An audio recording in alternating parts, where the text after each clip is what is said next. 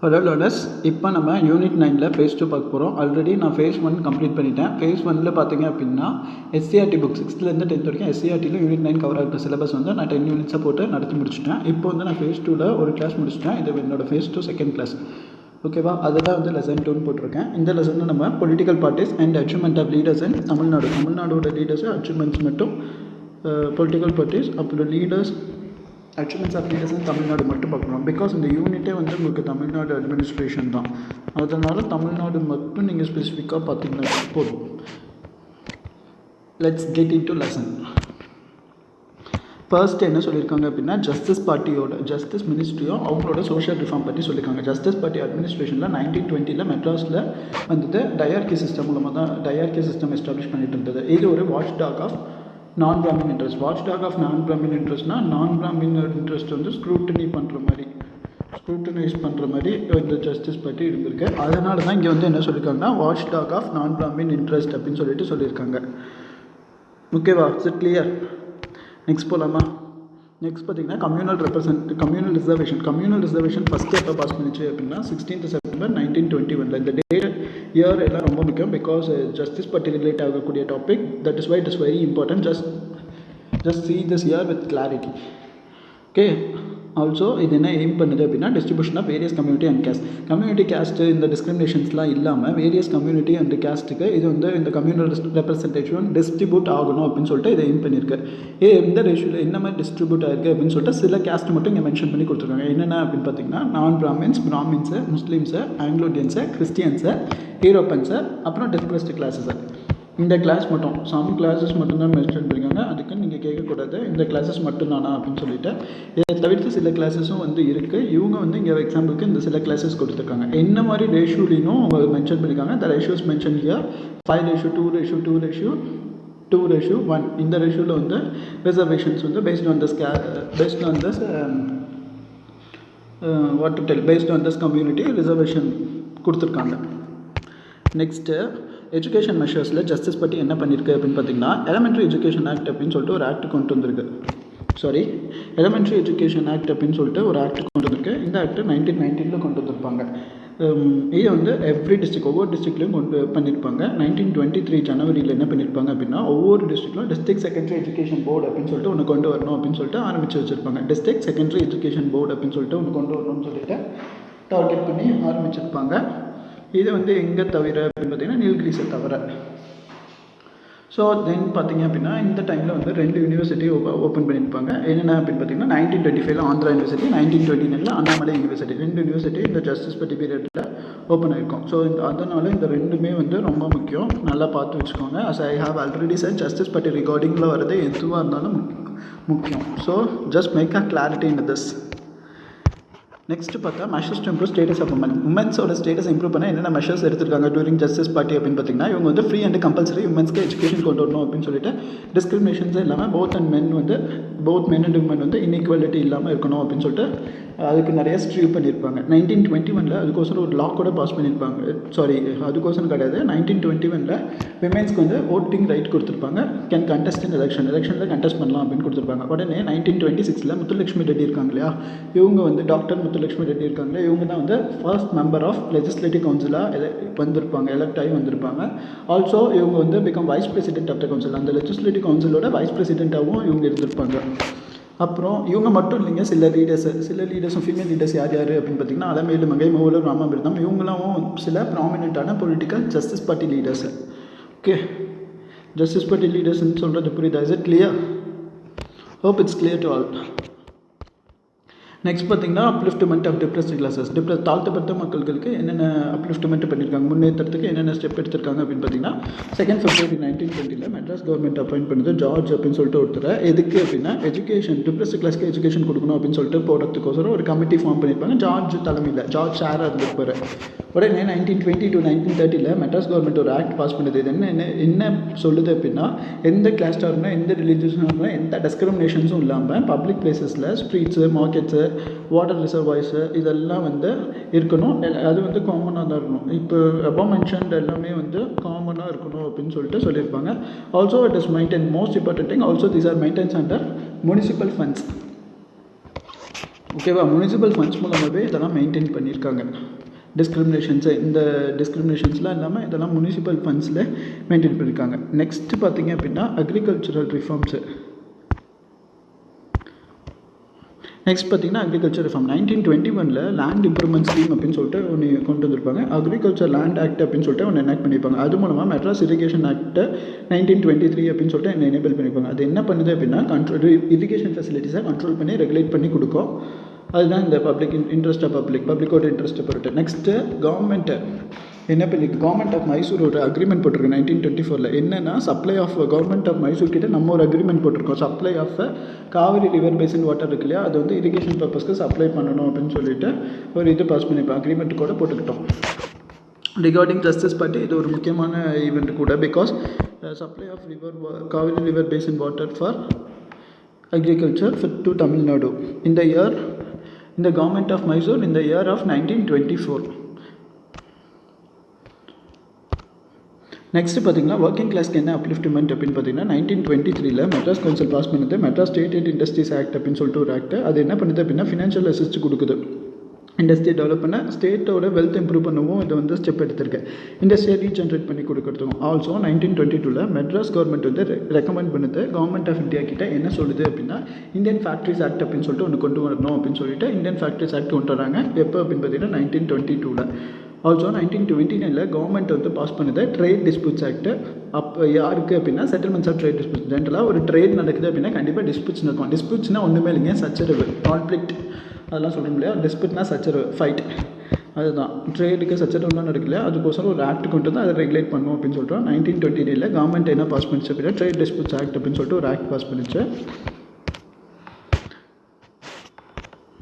Next பார்த்தீங்கன்னா ராஜகோபாலாச்சாரியோட achievement.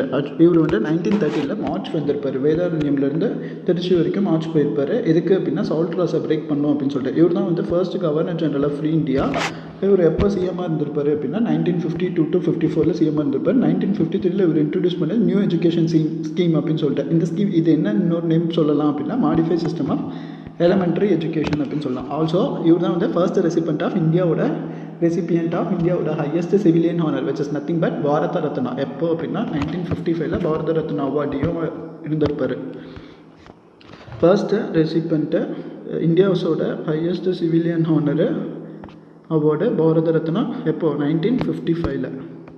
Next Congress government Rajaji எப்போ என்ன பண்ணிச்சு அப்படின்னா ப்ரோஹிபிஷன் ஆக்ட் அப்படின்னு சொல்லிட்டு ஒரு ஆக்ட் கொண்டு வந்துச்சு. எப்போ அப்படின்னா 1937 மெட்ராஸ் ஸ்டேட் என்ட்ரி ஆக்ட் அப்படின்னு சொல்லிட்டு ஒரு ஆக்ட் போட்டிருக்கோம். அப்புறம் இதில் வந்து பாஸ் பண்ணியிருக்கோம் மெட்ராஸோட லெஜிஸ்லேட்டிவ் கவுன்சில் அப்படின்னு சொல்லிட்டு ஒன்று பாஸ் பண்ணியிருப்பாங்க. எப்போ அப்படின்னா 7th August 1939.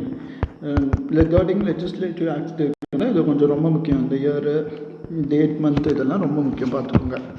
Because it is under Rajaji government. Also இதை வந்து லெஜிஸ்லேட்டிவ் கவுன்சிலை பற்றி சொல்லுது.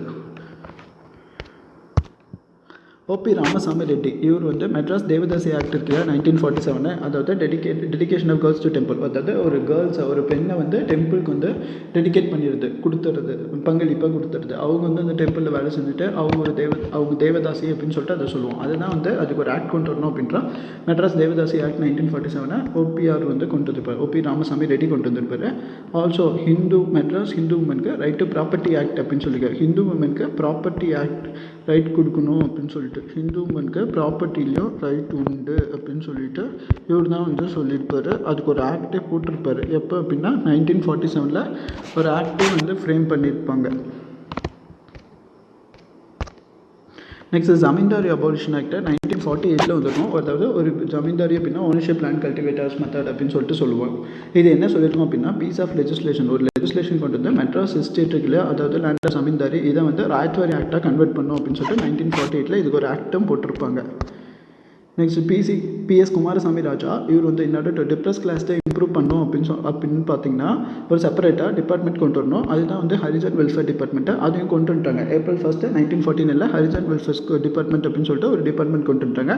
வை because to improve the depressed class people, தாழ்த்தப்பட்ட மக்கள்கள் இருக்காங்களே அவங்கள வந்து இம்ப்ரூவ் பண்ணுறதுக்கோசரம் செப்பரேட்டாக ஒரு டிபார்ட்மெண்ட் ஹரிஜன் கொண்டு வந்துட்டு அவங்க டிபார்ட்மெண்ட்டை வந்து எப்போ ஸ்டார்ட் பண்ணுச்சு அப்படின்னா April 1, 1949 பண்ணிட்டாங்க. நெக்ஸ்ட் ராஜாஜ் மெட்ராஸ் வில்லேஜ் ஆக்ட் அப்படின்னு சொல்லிட்டு ஒன்று எனாக்ட் பண்ணாங்க 1950.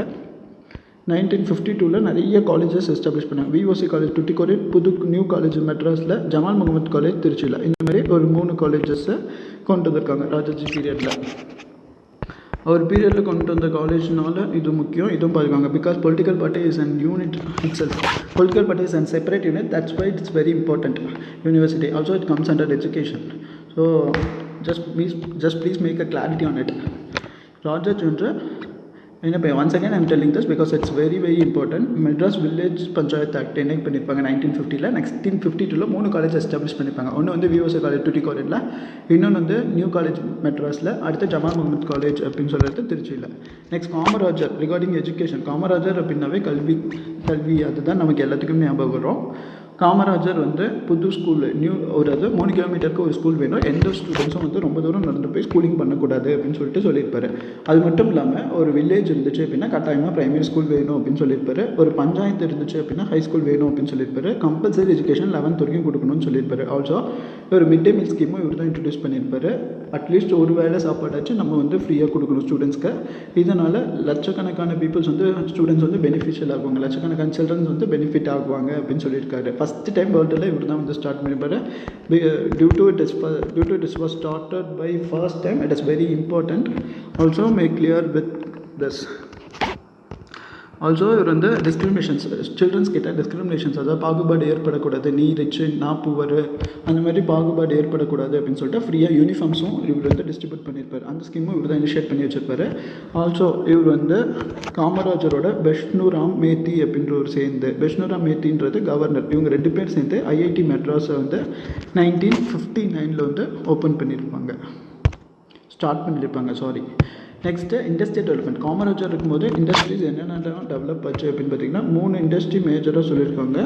3மே ரொம்ப முக்கியமான இண்டஸ்ட்ரீஸ் தான் அட் ப்ரெசென்ட்லேயும் கூட. என்ன Bharat heavy electricals limited Trichy, Neyveli lignite corporation, Manali refinery limited. இந்த 3 இண்டஸ்ட்ரீஸும் காமராஜரோட பீரியட் அப்போ ஆரம்பிச்சிருக்கோம். அதுதான் அவரோட இண்டஸ்ட்ரியல் டெவலப்மெண்ட்னு கொடுத்துருக்காங்க.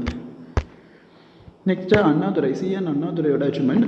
ரைஸ் வந்து ₹1, 1 கிலோ அரிசி ₹1 அப்படின்னு சொல்லிட்டு ஃபஸ்ட்டு இனாக்ரேட் பண்ணார் சென்னையில். இவர் தான் இனாக்ரேட் பண்ணியிருப்பார். ஆல்சோ இவர் வந்து மெட்ராஸ் ஸ்டேட்டை தமிழ்நாடு அப்படின்னு ரீநேம் பண்ணியிருப்பார் 1969ல். வேர்ல்டு தமிழ் கான்ஃபரன்ஸ் அப்படின்னு சொல்லிட்டு ஒன்று ஆரம்பிச்சிருப்பார்.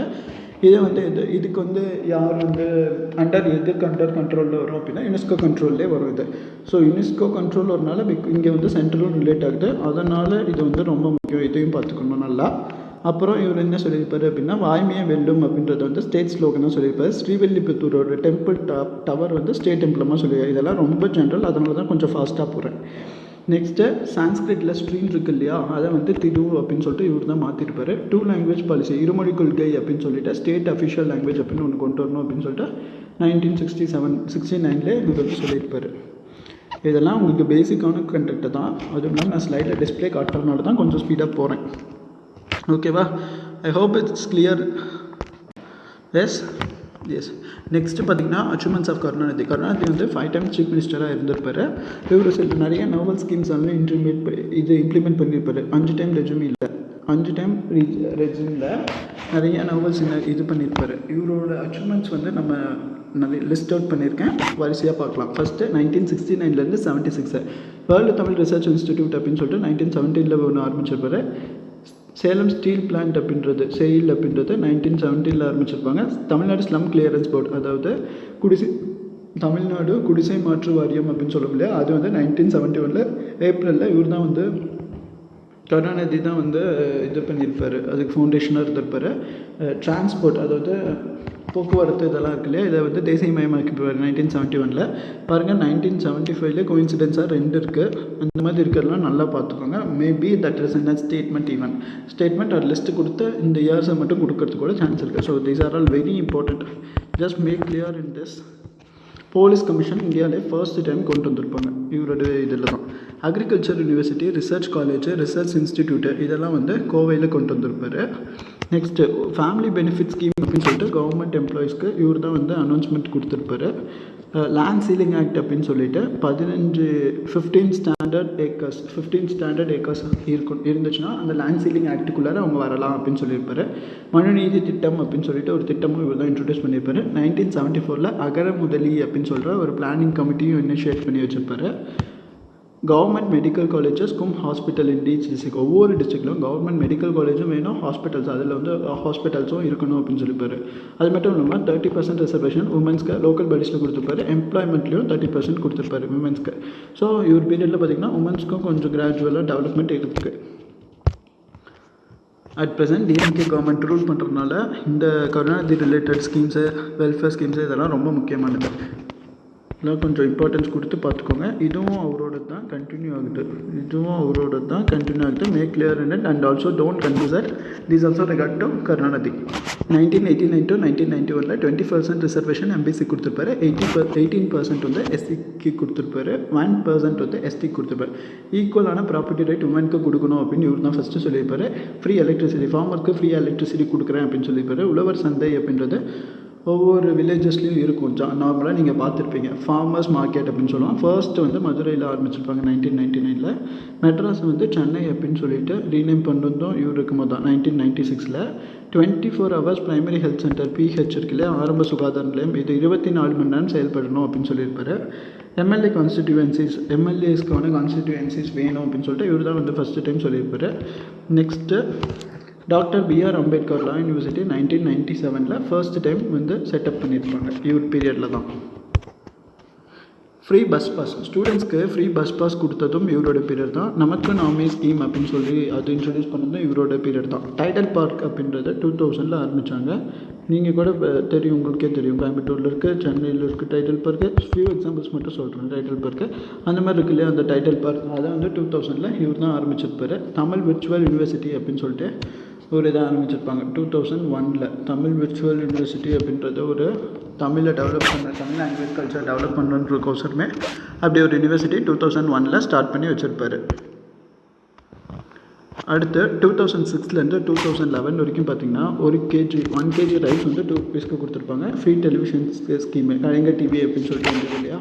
அப்புறம் free land up to 2 acres 2 acre வரைக்கும் ஃப்ரீயாக லேண்டே கொடுத்தாங்க. 2006 வெல்ஃபேர் போர்டு அப்படின்னு சொல்லி செட் பண்ணாங்க. அது யாருக்கு அப்படின்னா ஃபிசிக்கலி டிசேபிள்டு பர்சன்ஸ்க்கு. நெக்ஸ்ட்டு வருமான் காப்போம் திட்டம் அப்படின்றது 2006. 2018 கண்ட்ரியோட ஃபஸ்ட் எவர் டிரான்ஸ்ஜெண்டர்னால் 3ஆம் பாலினத்தவர் அப்படின்னு சொல்லிட்டு நேம் மாற்றினது இவர் தான். அந்த டிரான்ஸ்ஜெண்டருக்கு ஒரு வெல்ஃபேர் போர்டு அப்படின்னு சொல்லிட்டு ஒன்று செட்டப் பண்ணியும் கொடுத்தாரு. 108 ஆம்புலன்ஸ் சர்வீஸும் இவர் பீரியடில் தான் வந்துச்சு. 108 அப்படின்னு சொல்கிறோம் இல்லையா. இப்போ நெக்ஸ்ட் என்னென்னு பார்த்தீங்கன்னா 5 eggs பனானாஸு ஒரு வாரத்துக்கு கொடுக்கணும். இதை தான் வந்து நியூட்ரிஷியஸ் மீல் ஸ்கீமில் இவர் வந்து புதுசாக இன்க்ளூட் பண்ணியிருப்பார். நியூட்ரிஷியஸ் மீல் ஸ்கீம் அப்படின்றது காமராஜர் பீரியடில் வந்திருக்கும். இவர் அடிஷ்னல் ஃபீச்சராக இதில் ஒன்று ஆட் பண்ணியிருப்பார் அவரோட பீரியடில். அடிஷ்னலாக சொல்லியிருப்பாங்க. நெக்ஸ்ட்டு 2009 வந்து கலைஞர் காப்பீட்டு திட்டம் அப்படின்னு சொல்லிட்டு இன்ட்ரடியூஸ் பண்ணியிருப்பார். வேர்ல்டு தமிழ் கிளாசிக் கான்ஃபரன்ஸ் வந்து 2010 கோவையில் செம்மொழி மாநாடு அப்படின்னு சொல்லிட்டு நடந்திருக்கும். தமிழ் செம்மொழி மாநாடு அப்படின்னு சொல்லி நடந்திருக்கும். உங்களுக்கு எல்லாத்துக்குமே நல்லா தெரியும். அது வந்து 2010 கோவையில் நடந்திருக்கும். Next central institute for classical Tamil அப்படின்னு சொல்லிட்டு ஒரு சென்ட்ரல் தமிழ் கிளாசிக்கை டெவலப் பண்ணோம் அப்படின்னு சொல்லிட்டு ஒரு சென்ட்ரல் இன்ஸ்டிடியூட்டாக எஸ்டாப்ளிஷ் பண்ணியிருப்பார். 3.5 ரிசர்வேஷன் வந்து முஸ்லீம்ஸ்க்கு கொடுத்துருப்பாரு. பிசி கம்யூனிட்டி முஸ்லீம்ஸ் அண்டர் பிசிக்கு கொடுத்துருப்பாரு. 3% ரிசர்வேஷன் அருந்ததியர் வித்தின் எஸ்சியில் அருந்ததியர் வராங்க இல்லையா, அவங்களுக்கு 3% ரிசர்வேஷன் ஒதுக்கியிருப்பார். நெக்ஸ்ட்டு எம்ஜிஆரோட அச்சீவ்மெண்ட்ஸ் பார்க்கலாம். இவர் வந்து 10 +2 +3 எஜுகேஷன் இன்ட்ரடியூஸ் பண்ணது எம்ஜிஆர் தான். தமிழ்நாட்டில் ஃபஸ்ட்டு எப்போ இன்ட்ரடியூஸ் ஆச்சு அப்படின்னா 1998 அண்ணா யூனிவர்சிட்டியும் அண்ணா யூனிவர்சிட்டியும் எஸ்டாப்ளிஷ் பண்ணி வச்சது இவர் தான். எப்போ அப்படின்னா 4th September 1978 4th September 1978 அண்ணா யூனிவர்சிட்டி எஸ்டாப்ளிஷ் பண்ணி வச்சுருப்பாரு. இது ஒரு யூனிட்டரி டைப் ஆஃப் யூனிவர்சிட்டி தான். Also instrumental in setting Tamil university அப்படின்ற செட் பண்ணியிருப்பாங்க 15th September 1981 எங்கே அப்படின்னு பார்த்தீங்கன்னா தஞ்சாவூரில்.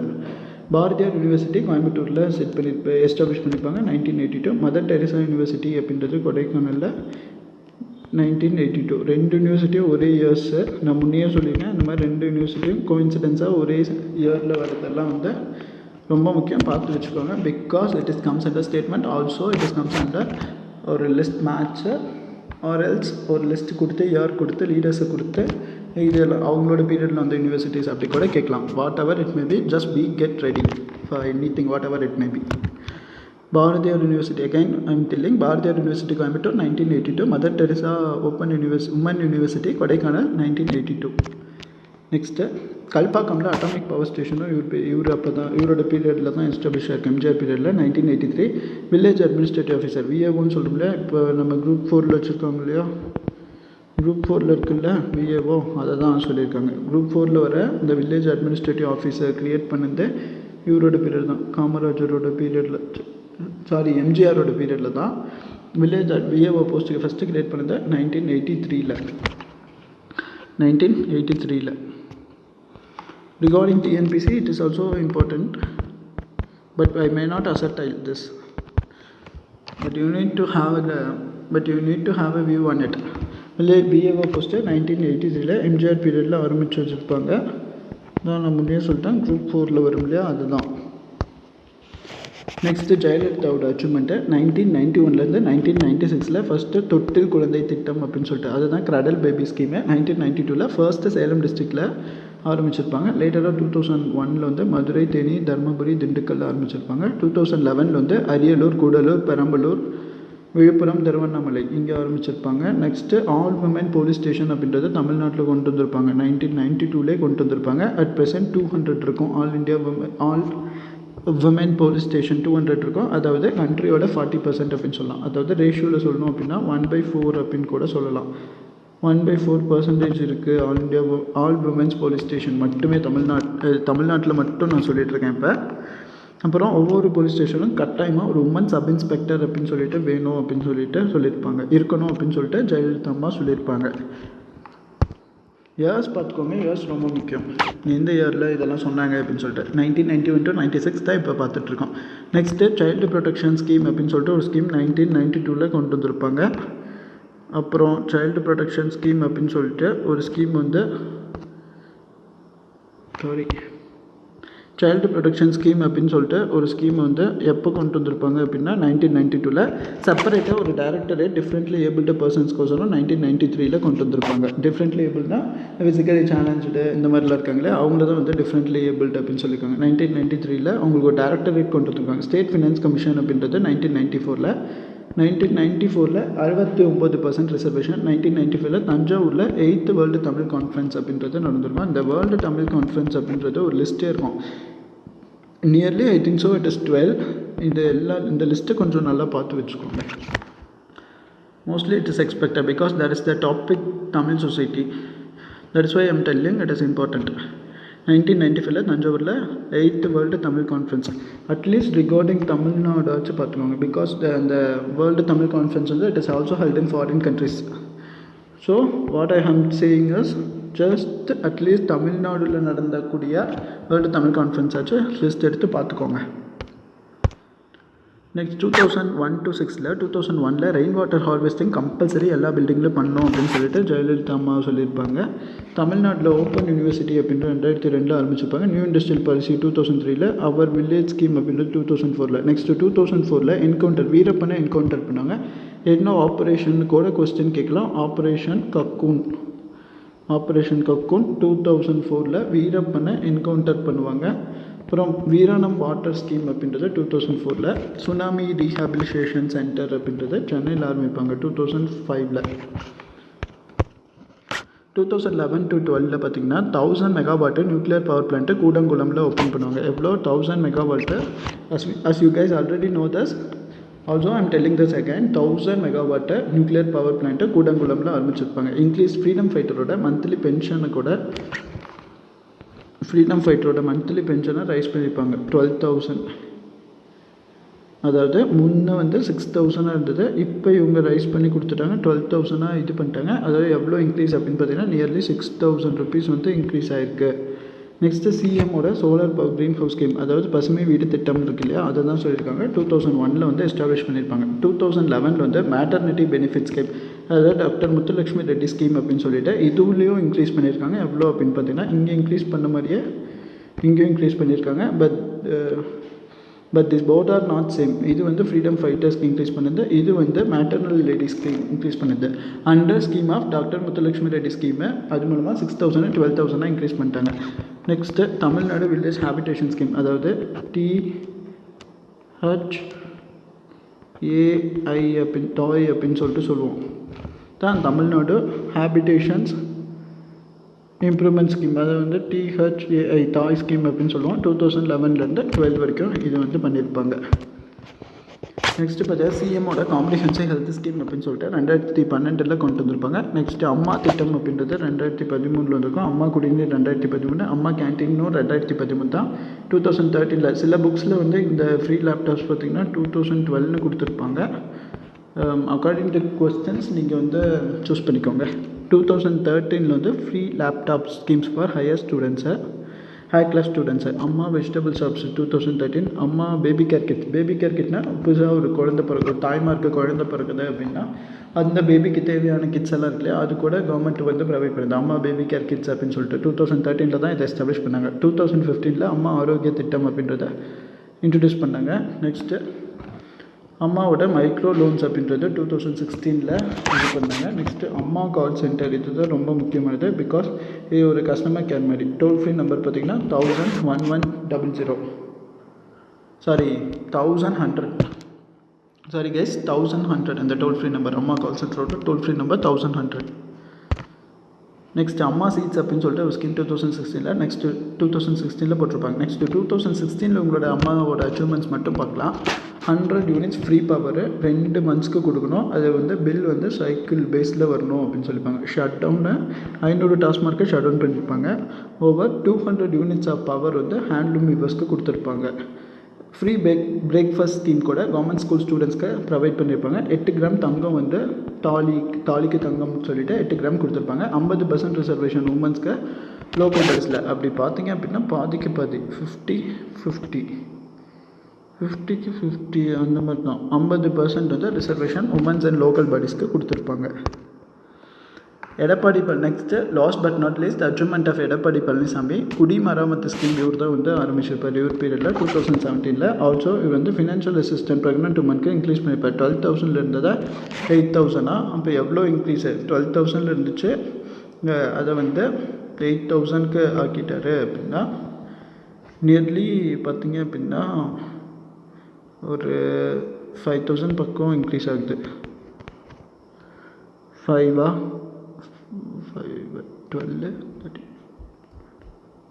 6,000 வருது கைஸ். நியர்லி 6,000 மட்டும் இன்க்ரீஸ் பண்ணியிருக்காங்க.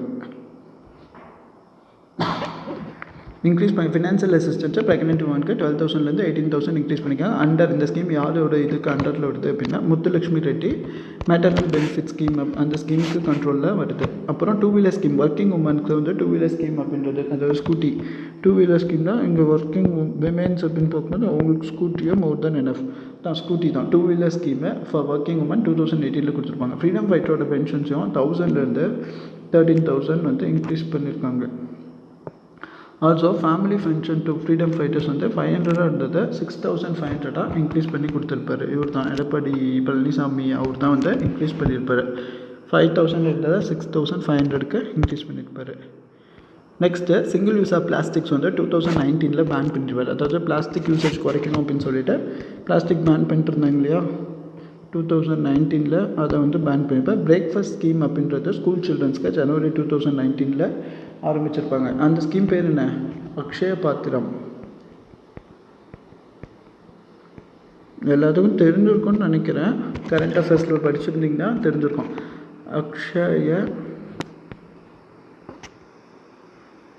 நான் ஃப்ரெஷ்ஷாகவே எழுதுகிறேன். பிரேக்ஃபாஸ்ட் ஸ்கீமை 2019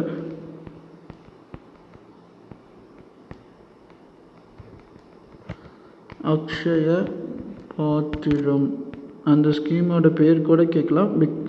just make clear with this அந்த ஸ்கீமோட நேம் கூட கேட்டுட்டு இது எந்த ஸ்டேட் கொண்டு வந்தது அல்லது இந்த ஸ்கீம் வந்து என்ன அப்படின்னு கூட கேட்கலாம். அக்ஷய பாத்திரம் அதுதான் வந்து breakfast scheme for school childrens. Next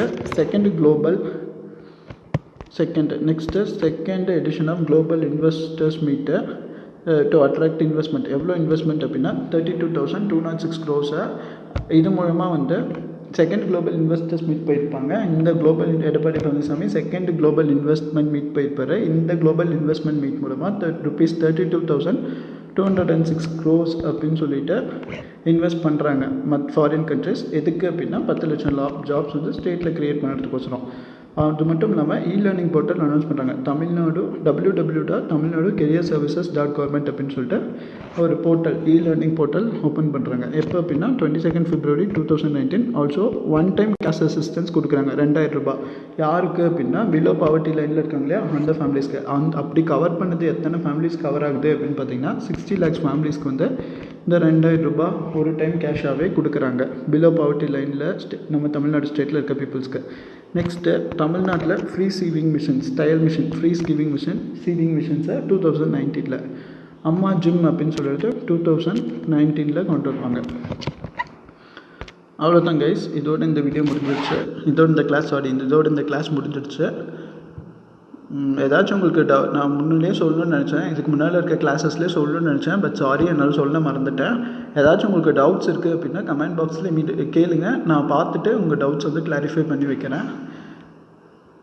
அது மட்டும் இல்லாமல் எந்த டாப்பிக்கில் எப்படி படிக்கணும், ஏதாச்சும் யூனிட் 9 ரிகார்டிங் எந்த டவுட்ஸ் இருந்தாலும் கேளுங்க, கமெண்ட் பாக்ஸில் கேளுங்க. நான் கமெண்ட் பாக்ஸில் பார்த்துட்டு ரிப்ளை பண்ணுறேன். கண்டிப்பாக அந்த சேனல் பிடிக்கும், நீங்கள் ஒரு டிஎன்பிஎஸ்சி ஆஸ்பிரண்ட்டாக இருந்தால் பிடிக்கும் அப்படின்னு நம்புகிறேன். சேனல் சப்ஸ்கிரைப் பண்ணிக்கோங்க. ஆல்சோ வீடியோக்கு லைக் கொடுங்க. Also bell button last but most important thing, bell பட்டனை கிளிக் பண்ணிக்கோங்க. அது மூலமாக நான் ஃபர்தராக போடக்கூடிய வீடியோ கிளாஸ் வந்து உங்களுக்கு நோட்டிஃபிகேஷன் அப்டேட்ஸாக வந்து சேரும். முடிஞ்சால் உங்கள் டிஎன்பிஎஸ்சி ஆஸ்பிரண்ட்ஸ் யாராச்சும் ஃப்ரெண்ட்ஸ் தெரியும் அப்படின்னா இந்த வீடியோ ஷேர் பண்ணி விடுங்க. Hope I will meet you all guys on next class. Thank you.